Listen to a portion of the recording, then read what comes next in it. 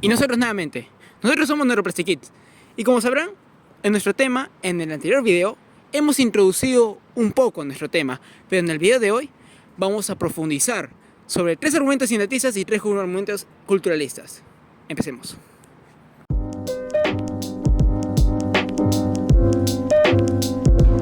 Yo soy Melio Virrefano. Yo soy Gabriel Vázquez. Yo soy Ángel García. Yo soy María López. Y nosotros somos Neuroplastic Kids. Como ya habíamos hablado anteriormente, la neuroplasticidad se ve afectada por dos variaciones genéticas, el VAL o el MET, los cuales están centrados o ubicados en un gen llamado el COMT. Como sabemos, nuestro ADN está conformado por varias secuencias de proteínas o también llamadas genes. Entonces, sabiendo esta idea y también sabiendo que existe algo llamado el BDNF, que es un factor o un índice en el cual se puede determinar si la neuroplasticidad de un niño o un infante o una persona es alta o baja, se ve afectado justamente por las variaciones genéticas, el VAL o el MET. Sabiendo todo esto, ahora según una investigación en Estados Unidos en el año 2004 por el investigador Chen y otros autores, se determinó que aquellos infantes en un grupo de 4 o 7 años que tenían al menos un alelo MET tenían mayor probabilidad de padecer un TDAH.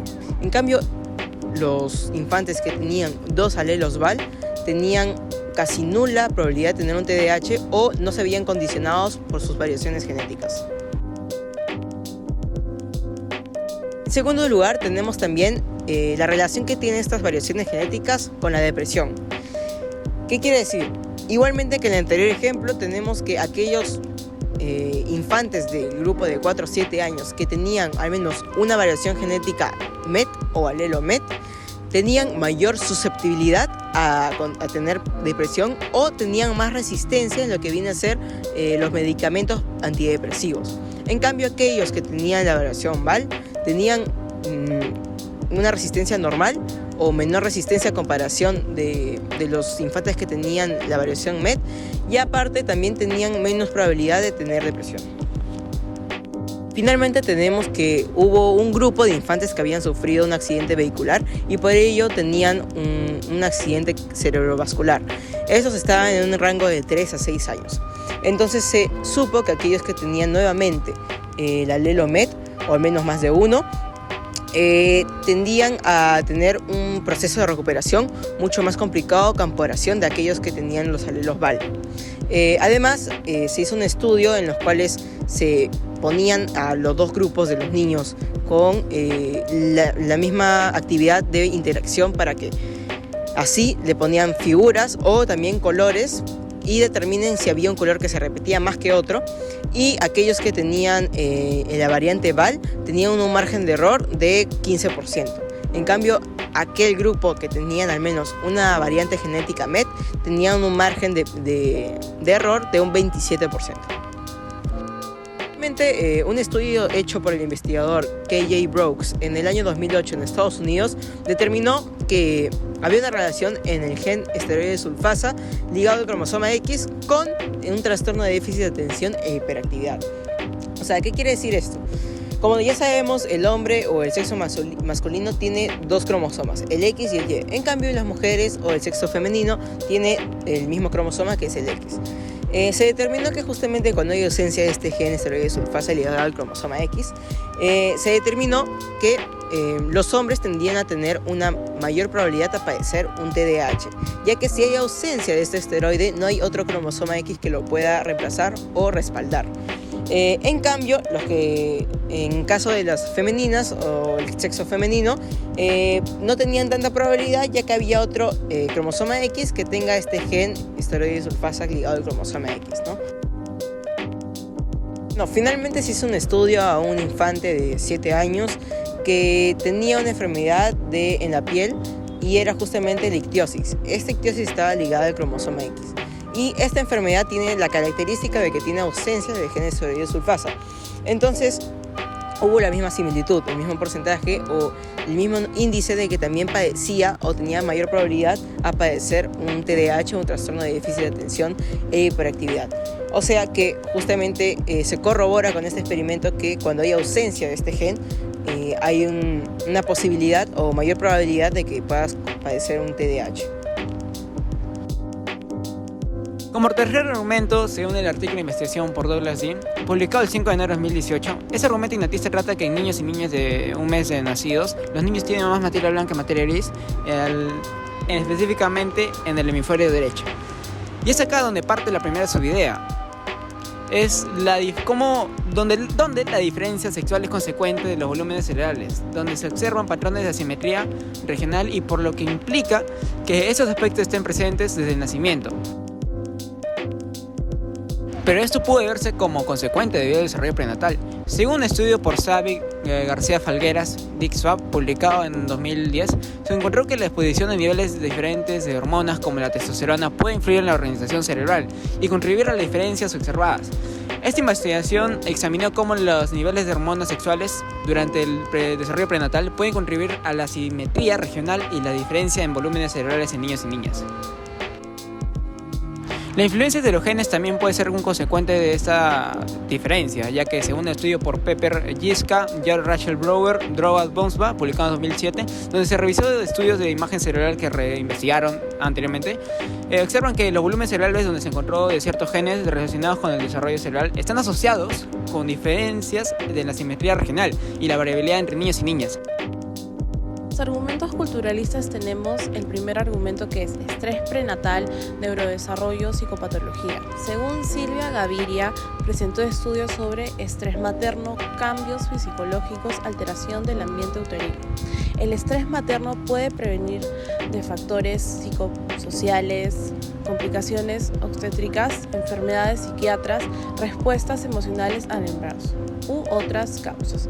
Estas variables producen respuestas emocionales fisiológicas en la madre, las cuales repercutan en el feto. Factores de riesgo genéticos, ambiente de desarrollo y enfermedad mental.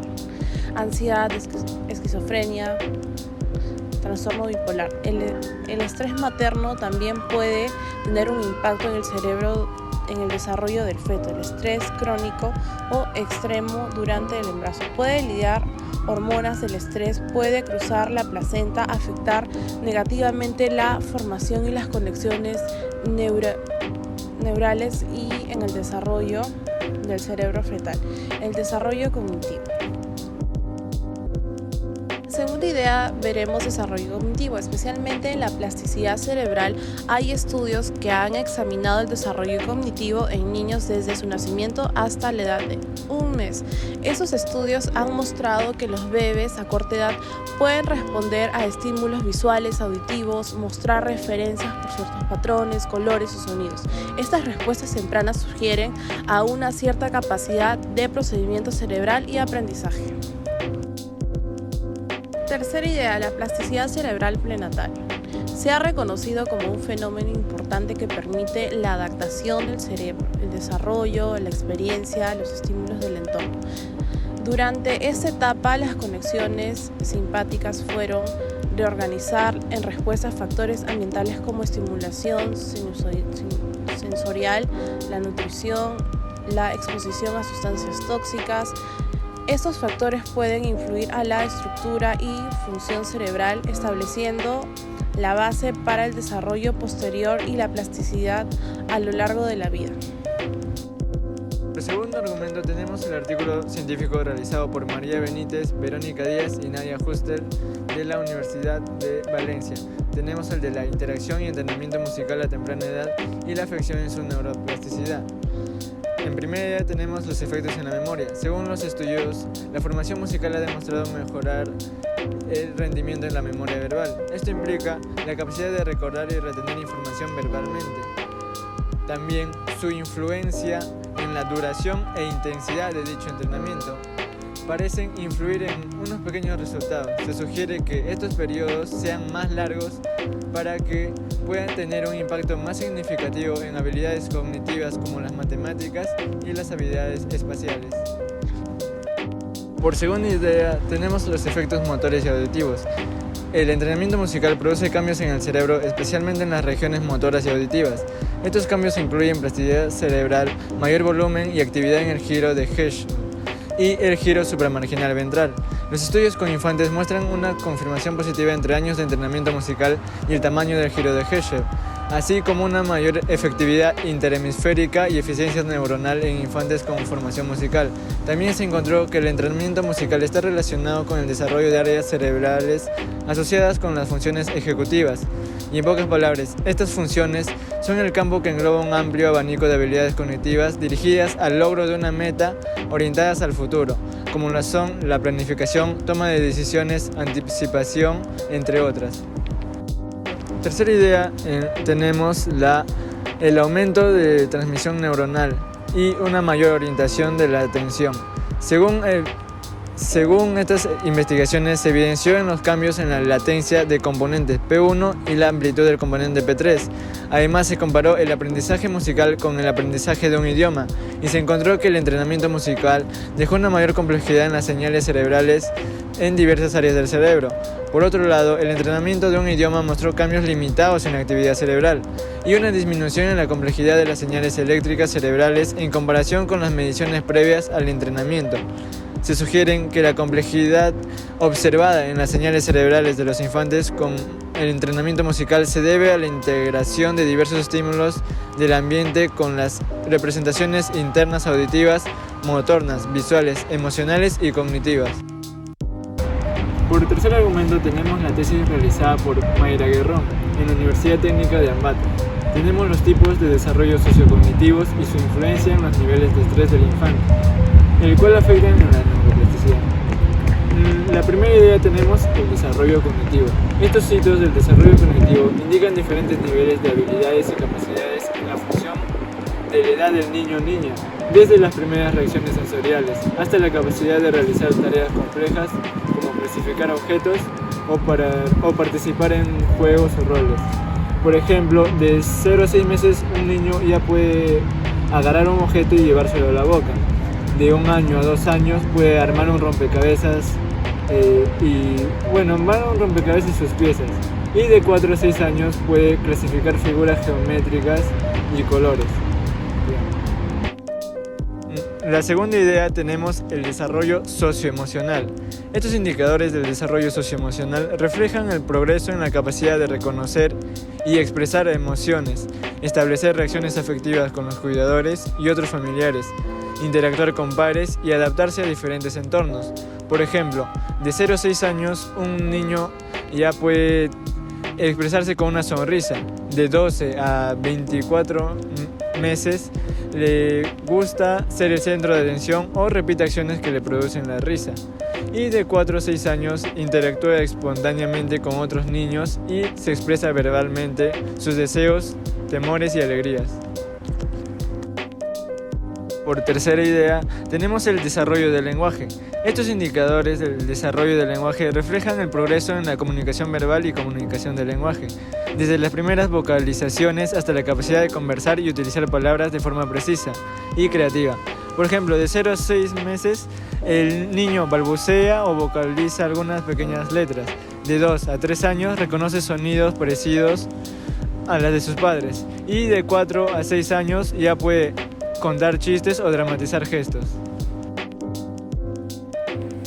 Y este fue nuestro video de desarrollo, en la cual tomamos los argumentos ignatistas y culturalistas. Y finalmente haremos un video hablando de la conclusión de estos argumentos ignatistas y culturalistas y su relación que tiene con la neuroplasticidad de los niños. Y por favor, chicos, no se olviden de darle like, comentar, suscribirse y activar la campanita.